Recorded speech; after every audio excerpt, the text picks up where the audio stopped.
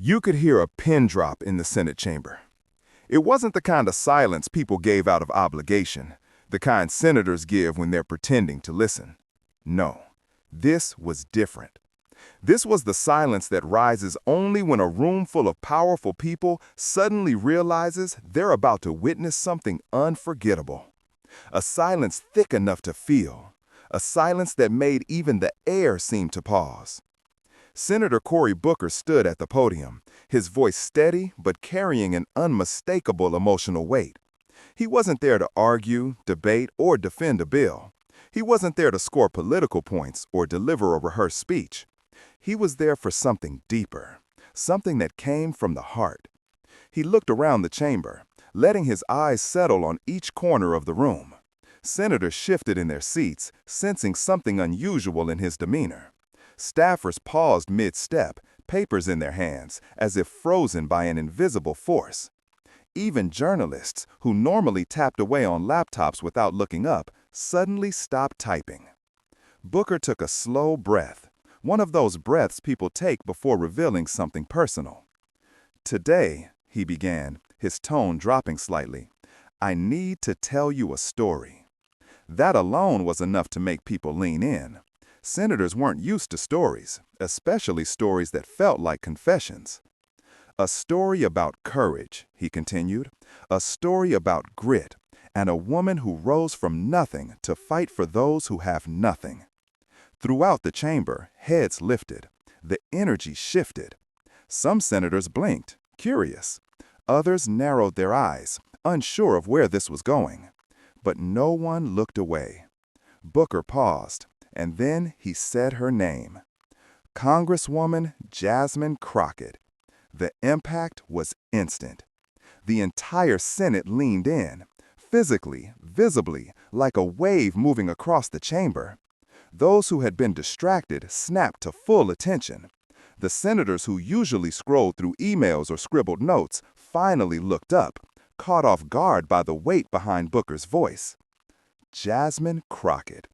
A name that carried fire, a name that carried fights, headlines, and controversy, a name that had echoed across hearings, debates, and viral clips. But today, that name meant something different. The staffers who had been hurrying across the back of the chamber halted in place, their eyes shifting toward Booker. Even the cameras, cold, mechanical, emotionless, seemed to zoom in just a little tighter, as if they too sensed the gravity of the moment. This wasn't political. This wasn't about policy, votes, or committees. This was personal. Booker wasn't addressing her as a colleague. He was addressing her as a symbol of resilience, of justice, of a woman who refused to back down no matter how powerful the opposition. He continued, his voice now carrying a quiet tremor. There are people in this country who never had a voice until she spoke for them. The tension in the room thickened.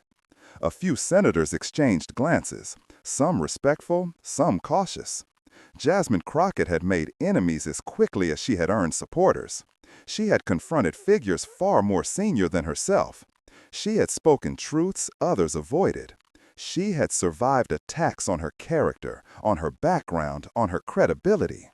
And still, she never wavered. Booker slowly closed a file that had been resting on the podium. His hands hovered above it, as if he didn't need notes for what he was about to say. "She didn't ask for power," he said softly. "She earned it." The Senate chamber, usually filled with whispers, paper shuffling, quiet conversations, remained absolutely still. People weren't just listening, they were absorbing, processing, feeling. Booker stepped back slightly, letting the words linger in the air. "This is not a tribute," he added. "This is a reminder of who she is and why she fights." The room did not move. Nobody breathed. Not because they were forced into silence, but because they were witnessing a moment that would echo long after the camera stopped recording. A moment that would shake the room. A moment that made the entire Senate remember. Some stories don't just deserve to be told. They demand to be heard. Booker continued, his voice low but charged with conviction, like someone peeling back the layers of a story that mattered far more than politics. Before Jasmine Crockett became a national voice, before the headlines, before the fights that made her famous, there was a young girl growing up in Texas who understood something early. Life wasn't going to hand her anything. He let those words hang in the air. Because this wasn't the typical biography senators read into the record. This was a reality lived by millions, but embodied by one. Jasmine grew up in neighborhoods where people worked harder than anyone, yet still struggled to survive. She watched her parents return home exhausted, shirts soaked with sweat, hands roughened by labor, eyes showing both love and fatigue. They were the kind of people America depends on, yet rarely acknowledges. Booker spoke gently, almost protectively. She saw neighbors who were ignored, families who were forgotten, and communities treated like afterthoughts. Jasmine saw problems everywhere: unequal schools, over-policed streets, underfunded clinics, people forced to choose between paying rent and buying groceries. But what shaped her wasn't just the hardship itself, it was her response to it. And yet, Booker emphasized, she didn't fall into bitterness. Even as a child, Jasmine refused to sit back and accept the world as it was. She refused to let injustice turn her into a victim. She didn't wait for someone to rescue her. Instead, she made a decision, one that would define her entire life. If no one is coming to fix this, then I will. Booker said the line slowly, letting every corner of the chamber absorb it. It was the kind of sentence that revealed not just ambition, but purpose. Jasmine worked 2 jobs while attending school, not to buy luxuries, just to afford basic things students from wealthier backgrounds took for granted. While others slept, she studied. While others relaxed, she hustled. She understood that each day was either a step up or a step back. She studied late into the night, Booker continued.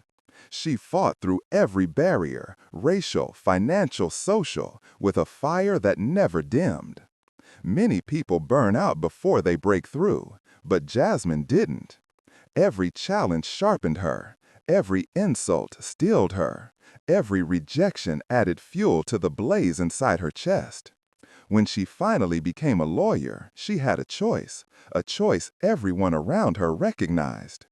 Go chase a big salary at a corporate firm, or go defend people who needed her but could never afford her. Most people, especially those who grew up poor, choose security. No one would have judged her for that. But Jasmine didn't choose security. She chose service. She didn't run to corporate firms where money flowed, Booker said, shaking his head. She went to defend people who had nobody. People with records, people with no support, people who were targeted, mistreated, or silenced.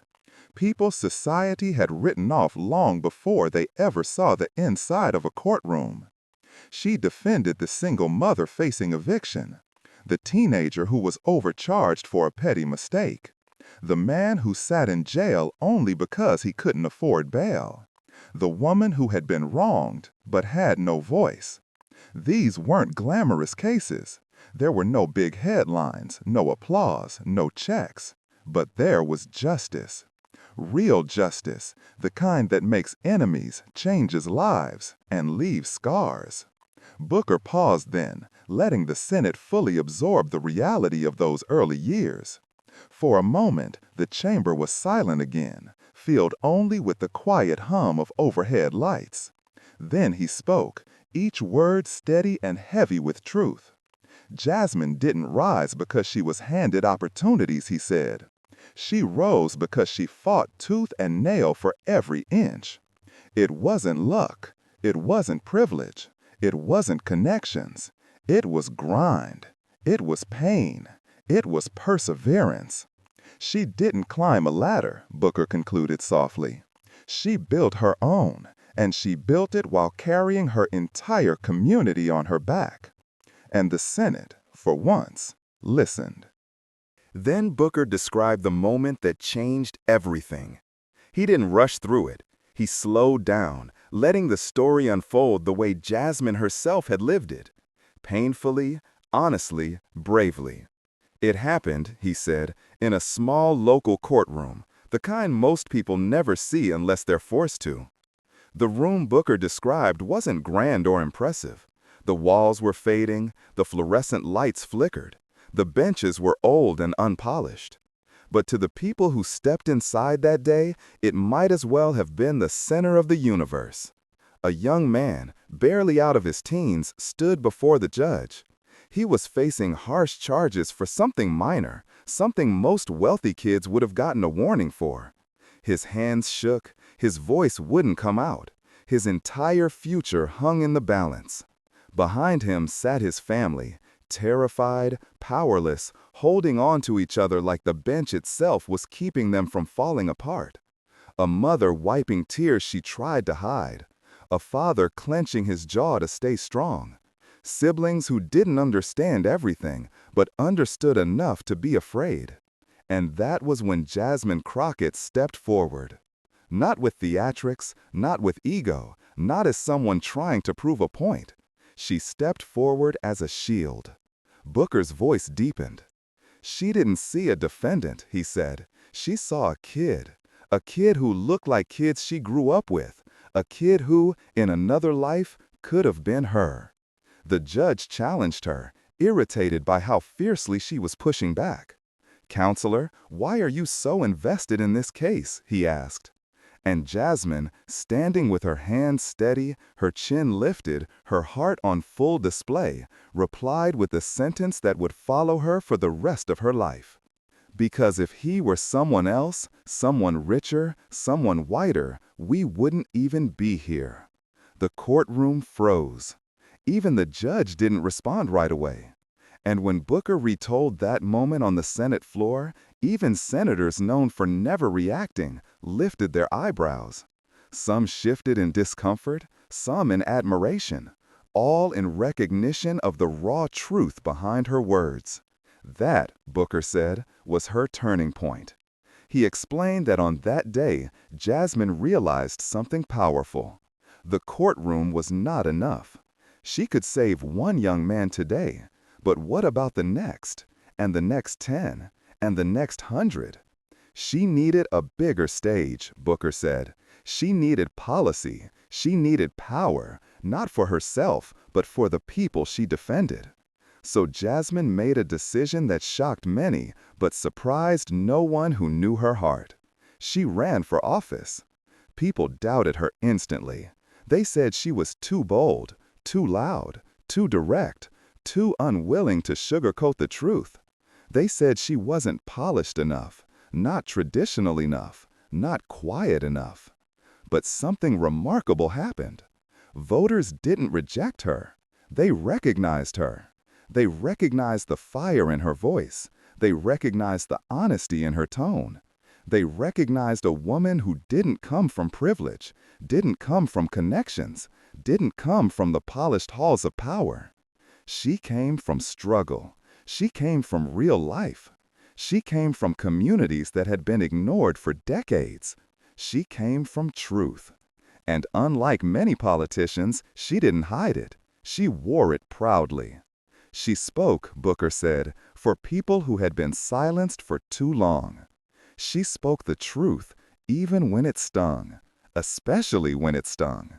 She stood up not for her career, but for her community, for families like the one in that courtroom, for kids who didn't have lawyers, for parents who worked too hard to fight every battle alone.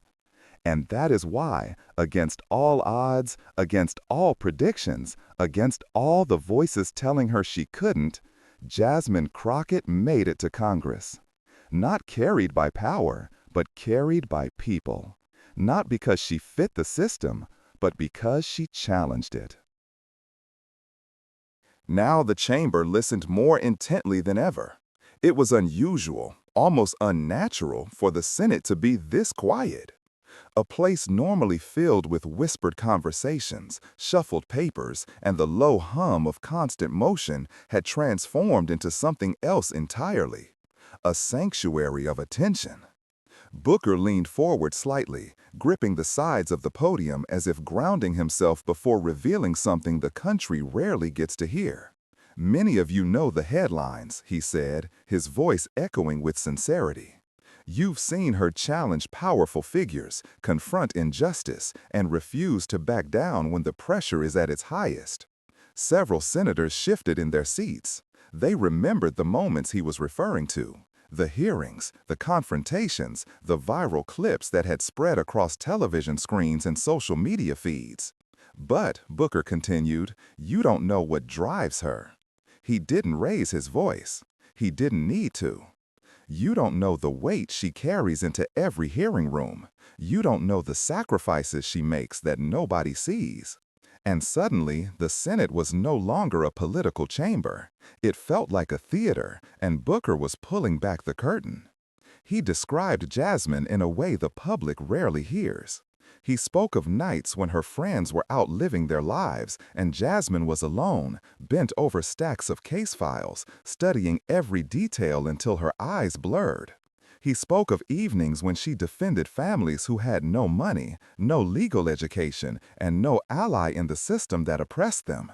Cases that earned her nothing but gratitude and exhaustion.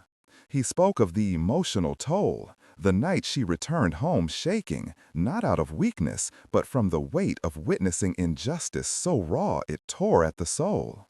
Booker's voice softened as he shared one line that hit the chamber like a whispered truth. "Courage," he said, "isn't loud. It isn't dramatic. Courage is doing what is right when nobody is watching." The words seemed to travel through the air like a ripple spreading across still water. The senators, some hardened by decades of politics, some new and still learning the landscape, felt the honesty in his tone. He didn't exaggerate. He didn't embellish. He simply spoke the truth. Then Booker turned toward his colleagues, slowly, deliberately. "Jasmine Crockett," he said, "is courage. Not shows courage, not acts courageously. Is courage." The sentence carried a weight that no political speechwriter could manufacture. For the first time in hours, someone coughed in the back of the chamber, a tiny sound, but enough to remind everyone that time hadn't stopped. Booker's words had struck something deep, cutting through the cynicism that usually coated the Senate like armor.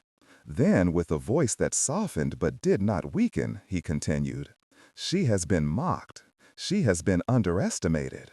She has been targeted." A few senators lowered their eyes.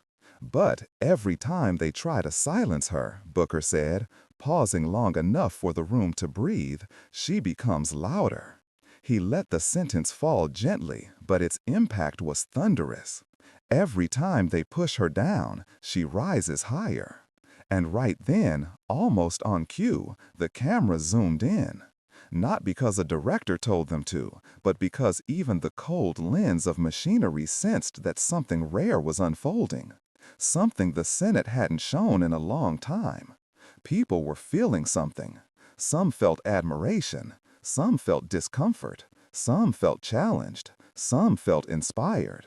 But for that moment, for that brief slice of history, politics disappeared, and humanity took its place. The chamber was no longer just a battleground of ideologies. It had become a room full of hearts beating at the same quiet rhythm, witnessing the story of a woman whose courage refused to be contained. And that, Booker seemed to say without speaking it aloud, is why her voice matters, and why it will not stop. Cory Booker ended his tribute with words that felt bigger than politics, words that didn't just settle into the room, but soaked into it, filling every silent corner of the Senate chamber. "Jasmine Crockett is not just a congresswoman," he said. The senators leaned in, some with narrowed eyes, others with softened expressions. Booker wasn't giving a speech anymore. He was delivering a truth. "She is a reminder of what America can be when courage meets compassion." The line hit like a warm wave. It wasn't loud or theatrical. It was simple, honest, and deeply human. Booker paused, letting the gravity of his words sit with the chamber. Then a small smile rose on his face, an emotional, proud smile. The kind of smile someone gives when speaking about a person they genuinely admire. And mark my words, he continued softly, her story is only beginning. There was no applause, there never is in the Senate chamber, but something else happened, something just as powerful. The room erupted in its own silent way. Chairs shifted, senators nodded slowly. Staffers exchanged glances, quietly acknowledging that they had just witnessed a moment they would remember. Not because of politics, not because of sides or parties, but because of sincerity, rare, unpolished sincerity. A line had been crossed, a line between routine politics and real inspiration. And for the first time, Jasmine's journey, her struggle, her rise, her bravery, was no longer just a personal story. It transformed right before their eyes into something much larger. It became a symbol for anyone who had ever been pushed aside, anyone who had ever been underestimated, anyone who had ever been told, "You can't do it. You don't belong here. You're not enough." Booker lifted his papers but didn't look at them. He didn't need notes for the final words. These weren't written, they were felt. Her rise isn't just history, he said, his voice lowering to a near whisper. It's hope. The sentence floated through the chamber like a quiet bell ringing in an empty hall. It carried no fireworks, but it needed none. It was the kind of line that stays long after the speaker leaves, long after the camera stops recording, long after the world returns to its noise. And with that, the chamber slowly breathed again. You could almost see it, the collective exhale of hundreds of people who had just experienced something unexpectedly human in a place known more for conflict than compassion. The senators began to shift papers again, to adjust microphones, to whisper to their aides. The familiar rhythm of political life crept back in. But nobody left the room unchanged.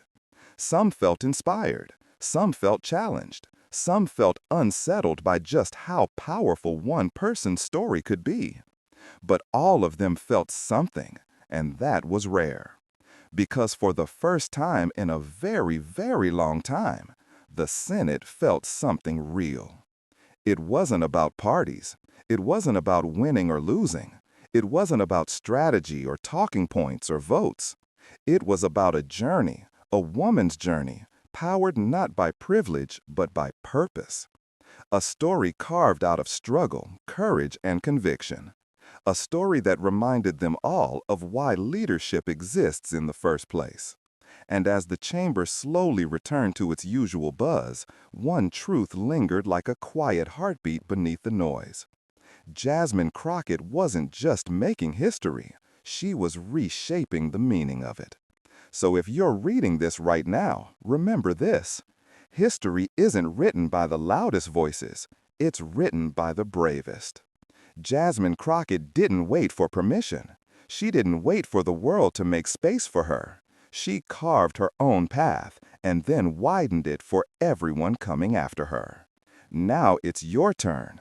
If her courage shook the Senate, if her truth made the country lean in, if her rise became a symbol of hope, what could happen if you stepped forward too? What could change if you refused to shrink? This isn't just her moment, it's yours. Stand up, speak up, and never let anyone convince you that you don't belong in the room. Because Jasmine Crockett proved something undeniable. When one person dares to rise, the whole world rises a little with them.